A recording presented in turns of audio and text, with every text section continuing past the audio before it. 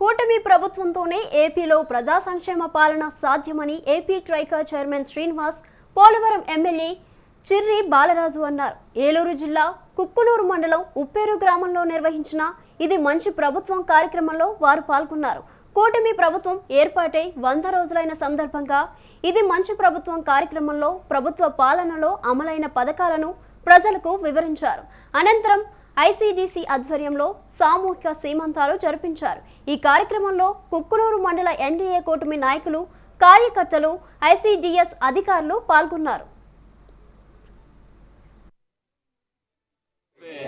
రోజు నియోజకవర్గంలో 20 కోట్ల రూపాయలు శాంక్షన్ చేశారు. అలాగే R&R ప్యాకేజీకి సంబంధించి, పోలవరం ప్రాజెక్టుకి సంబంధించి 12,700 కోట్లు ఇవి పార్లమెంట్లో బిల్ ఆమోదం తెలపడం జరిగింది. ఇలాగా చెప్పుకుంటూ పోతే అనేకమైన 100 రోజుల పాలనలో 100 రోజులు సంక్షేమ పథకాలని ప్రజలకు అందించేటువంటి కార్యక్రమం ఎన్డీఏ కూటమి తీసుకొచ్చింది.